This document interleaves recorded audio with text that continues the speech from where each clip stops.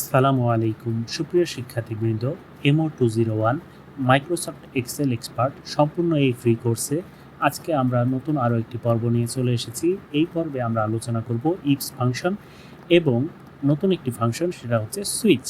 Ifs নিয়ে গত পর্বে আমরা বিস্তারিত আলোচনা করেছি, এই পর্বে সেটার ইনশাআল্লাহ একটা রিভিশন হয়ে যাবে। তো আসেন শুরু করি। তো এই টাস্কে কি আছে? এই টাস্কে হচ্ছে আমাদের সেলস রিপ্রেজেন্টেটিভদের নাম আছে, সিটি আছে, তারা কি পরিমাণ সেলস করেছে সেটা আছে। তো তাদেরকে র্যাঙ্কে ভাগ করতে হবে হচ্ছে এবং তাদেরকে এই তিনটা লেভেলে ডিস্ট্রিবিউট করতে হবে। তো র্যাঙ্কে কীভাবে ভাগ করব? র্যাঙ্কে ভাগ করার জন্য আমরা ইফস ফাংশনটা ইউজ করব এবং লেভেলে ভাগ করার জন্য আমাদের ইউজ করতে হবে সুইচ ফাংশন। তো ইফস ফাংশন দিয়ে আসেন আমরা প্রথমে হচ্ছে র্যাঙ্ক করি।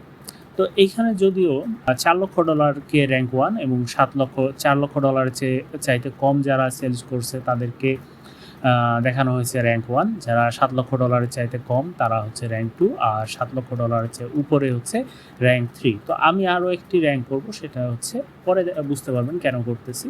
তো $1 লক্ষ চাইতে কম যারা, তাদেরকে আমি কোনো র্যাঙ্ক দিব না, ব্ল্যাঙ্ক রাখবো। ওকে, তো প্রথমে ইফস দিয়ে প্রথমে লজিক্যাল টেস্ট, যে এটা যদি হচ্ছে $1 লক্ষ চাইতে কম হয় তাহলে হবে কি? তাহলে হবে হচ্ছে ব্ল্যাঙ্ক। যদি আপনার এই C2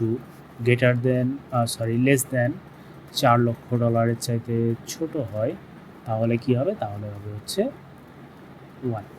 যদি C2 $7 লক্ষ চাইতে কম হয় তাহলে হবে হচ্ছে র্যাঙ্ক 2। আর যদি C2 $7 লক্ষ চাইতে বড় হয়, গ্রেটার দেন $7 লাখ, তাহলে কি হবে? তাহলে র্যাঙ্ক হয়ে যাবে হচ্ছে 3। ওকে, তাহলে এই যে দেখেন চলে আসছে র্যাঙ্ক 2। এখন জাস্ট এখানে একটা ডাবল ক্লিক করবেন, এটা পুরোটাই ফিল হয়ে যাবে। দেখেন কোথায় কোথায় ব্ল্যাঙ্ক আসছে। যেমন এখানে হচ্ছে এই ব্যক্তিটি সেলস করছে হচ্ছে $96,351, অতএব এটা $1 লাখের চাইতে কম, এই কারণে হচ্ছে এখানে কি আসতেছে? ব্ল্যাঙ্ক চলে আসতেছে। তো এখন হচ্ছে এটাকে আমরা তিনটা লেভেলে ভাগ করব। তিনটা লেভেল বলতেছে যে লেভেল 1 যদি হয় তাহলে ব্রোঞ্জ, লেভেল 2 হলে সিলভার, লেভেল 3 হলে গোল্ড। তো এটার জন্য আমরা ইউজ করব সুইচ ফাংশন। সুইচ এক্সপ্রেশনটা হচ্ছে প্রথম এই সেলটাকে দেখাই দিতে হবে, যার উপর বেস করে মূলত হচ্ছে সুইচ হবে। ঠিক আছে, তো কমা দিয়ে প্রথমে হচ্ছে ভ্যালু কি? ভ্যালু হচ্ছে যদি এইখানে রেজাল্টটা হচ্ছে 1 আসে তাহলে হচ্ছে ভ্যালুটা 1 আসে তাহলে রেজাল্ট দেখাবে কি? রেজাল্ট হচ্ছে ব্রোঞ্জ। তারপরে যদি হচ্ছে 2 আসে, 2 আসে, তাহলে দেখাবে হচ্ছে সিলভার। তারপরে যদি হচ্ছে 3 আসে তাহলে রেজাল্ট দেখাবে কি? রেজাল্ট দেখাবে হচ্ছে গোল্ড।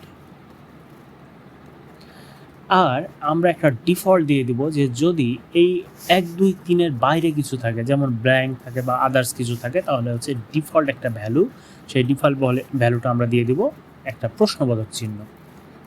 ওকে, তো আমরা ইন্টার দিলে দেখেন যে এর হচ্ছে র্যাঙ্ক 2 এবং তার লেভেল হচ্ছে সিলভার। আমরা ডাবল ক্লিক করে দিলে এটা ফিল হয়ে গেল। যেমন দেখেন এখানে গোল্ড চলে এসেছে, কারণ কি? এখানে র্যাঙ্ক আছে 3 এবং হচ্ছে লেভেল হচ্ছে গোল্ড। কিন্তু এখানে প্রশ্নবোধক চিহ্ন আসলো কারণ আমরা ডিফল্ট একটা ভ্যালু দিয়ে দিয়েছি, যে এই 1, 2, 3-এর মধ্যে যেটা কমন পড়বে না সেটা হচ্ছে চলে যাবে এইখানে। ওকে, তো এখানে আরেকটা জিনিস শেখার আছে, যেমন হচ্ছে ইফস ফাংশনের ক্ষেত্রে আমরা যদি এই যে $4 লক্ষ এই লজিকটাকে যদি হচ্ছে আমরা প্রথমে নিয়ে চলে আসতাম, ফার্স্ট যদি এটাকে হচ্ছে ফার্স্ট কন্ডিশন করতাম, তাহলে কি হতো দেখেন? তাহলে যে প্রবলেমটা হইতো, এইখানে জাস্ট এন্টার দিই,